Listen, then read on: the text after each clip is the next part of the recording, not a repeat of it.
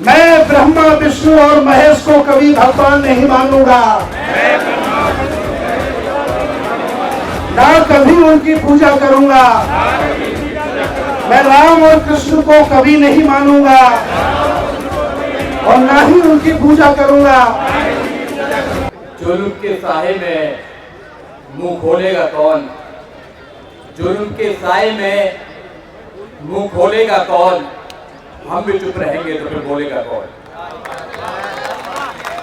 साथियों, सबसे पहले तो मैं धन्यवाद देना चाहूंगा भंते सुमित रतन जी का कि उन्होंने आदर सम्मान दिया और बोलने का मौका दिया। साथियों, मंच पर बैठे सभी सम्मानित साथी, सामने बैठे श्रोतागण, सभी को मेरा नमो बुद्धा, जय भीम। साथियों, देश के हालात कैसे हैं सब लोगों को पता है और ऐसे हालातों में दुश्मन को चुनौती देना कोई शेर दिल वाला ही कर सकता है, क्योंकि आज जो माहौल है पूरे देश के अंदर, संविधान को खत्म करने की पूरी प्लानिंग चली हुई है। कोई भी व्यक्ति अपनी आवाज निकालता है तो झूठे मुकदमे डालकर जेल में डाला जाता है, मगर ये जानते नहीं है कि हम बाबा साहब डॉक्टर अंबेडकर बुद्ध के मानने वाले हैं, तुम्हारे झूठे मुकदमों से डरने वाले नहीं है। इनको पता होना चाहिए कि बाबा साहब डॉक्टर अंबेडकर ने इस देश के अंदर जो क्रांति लेकर आए हैं, जो बाबा साहब डॉक्टर अंबेडकर ने अपने कलम के माध्यम से जो संविधान दिया है, वो संविधान हमें आजादी देता है कि हम इस देश के अंदर वो सब काम कर सकते हैं जो संविधान में लिखा हुआ है, मगर संविधान को पढ़ना पड़ेगा। संविधान हमें आजादी देता है कि हम समता की बात करेंगे, हम भाईचारे की बात करेंगे। फिर इन लोगों को कौन सा संविधान आजादी देता है कि ये सत्ता में बैठकर भी ये विषमता की बात करते हैं, ये धर्म की बात करते हैं? तो आपको समझना होगा, जिनकी सत्ता होती है धर्म उनका होता है। आप सत्ता के लिए क्या कर रहे हैं? जैसे भंते जी ने अभी कहा कि लोगों को पार्लियामेंट में जाना चाहिए, 131 मेंबर ऑफ पार्लियामेंट हमारे जाते हैं, मगर वहां कोई क्रांतिकारी नहीं जाता है। सब अपनी कुर्सी की बात रखने के लिए जाते हैं। इस कुर्सी के लिए बाबा साहब डॉक्टर अंबेडकर ने संघर्ष किया है और संघर्ष करके हमको एक आजादी दी है। संविधान की आजादी देने के बाद जब हम लोगों को वोटिंग का अधिकार मिला तो हम सत्ता में आए और सत्ता में आने के बाद हमारे साथ क्या हुआ आपने देखा होगा कि आज क्या हो रहा है। मगर हम लोग बाबा साहब डॉक्टर अंबेडकर की बात को समझने के तैयार नहीं है, बाबा साहब डॉक्टर अंबेडकर को पूर्ण रूप से मानने के लिए तैयार नहीं है। बाबा साहब डॉक्टर अंबेडकर ने 14 अक्टूबर 1956 को नागपुर के अंदर क्या किया कि आप बुद्ध बन जाए, मगर हम लोग तो कह रहे थे कि 2 नावों में हमने पैर रख रखा है। मुझे लगता है कि 2 नहीं 3-4 में रख रखा है। बहुत से लोग तो और भी जाते हैं, देखा नहीं कहाँ जाते हैं, क्योंकि भगवान की उनको एक आशा चाहिए। और मेरा मानना है कि भगवान को 2 प्रकार के लोग मानते हैं, कायर और लालची लोग मानते हैं, और कोई नहीं मानता। बुद्ध ने भगवान को नहीं माना, बाबा साहब डॉक्टर अंबेडकर ने नहीं माना, हमारे महापुरुषों ने नहीं माना।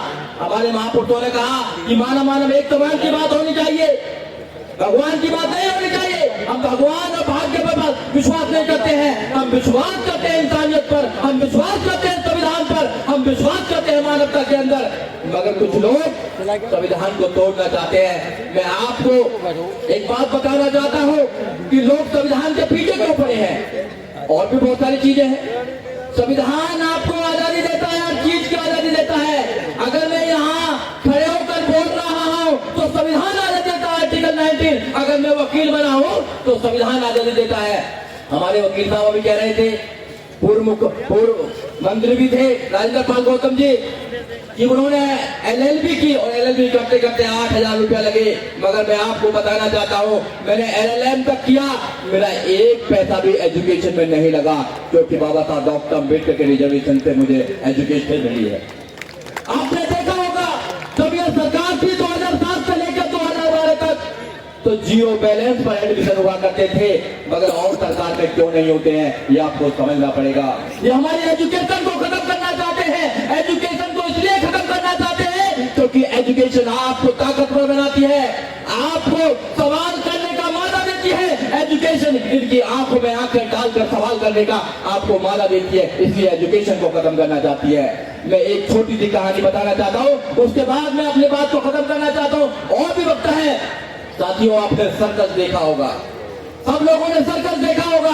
सर्कस में शेर हुआ करते थे पहले, शेर और बहुत सारे जानवर हुआ करते थे, मगर सुप्रीम कोर्ट ने आदेश दिया, एनिमल प्रोटेक्शन एक्ट आया, तो उसमें उनको आदेश देना पड़ा कि किसी भी जानवर को आप सर्कस में नहीं रख सकते हैं, तो सारे जानवरों को छोड़ना पड़ा, शेरों को भी छोड़ना पड़ा।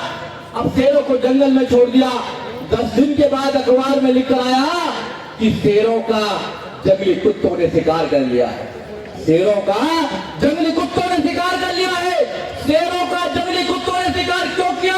क्योंकि शेर पिंजरे में था, वो अपना स्वभाव भूल गया था, वो आक्रमण करना भूल गया था, और जो कुत्ते थे वो अपना एक जोश आ गया उनके अंदर और वो निपुण हो गए थे शिकार करने में। अपने बच्चों को घरों में रखेंगे तो पिंजरे के शेर बनाएंगे, उनका कोई भी शोषण करेगा, उनका कोई भी शिकार कर लेगा। इसलिए आप लोगों को पिंजरे का शेर नहीं बनाना है, आपको बाबा साहब डॉक्टर अम्बेडकर का उनको भीम सैनिक बनाना है। और एक बात और, IAS, PCS, doctor, engineer, professor, जज, वकील बनना आसान है, अम्बेडकरवादी बनाना उससे भी 100 गुना ज्यादा कहीं टफ है। अम्बेडकरवादी बनना, बुद्धवादी बनना इतना आसान नहीं है। तभी तो लोग कहते हैं कि जो गलत होता है उसको कौन आवाज लगाता है? अम्बेडकरवादी आवाज लगाता है। गलत का हमेशा आपको विरोध करना है, क्योंकि अगर आप विरोध नहीं करेंगे तो आपकी आने वाली संतानें गूंगी पैदा होंगी। अगर आप विरोध करेंगे तो इतिहास में आप बागी कहलाएंगे, मगर आप गुलाम नहीं कहलाएंगे। जय भीम, जय भारत, नमो बुद्धाय। अगर आप चाहते हैं गरीब हर वंचित इंसान की आवाज आप तक पहुंचे तो हमारे चैनल को सब्सक्राइब करें और बेल आइकन का बटन दबाना ना भूलें। देखते रहिए बहुजन न्यूज।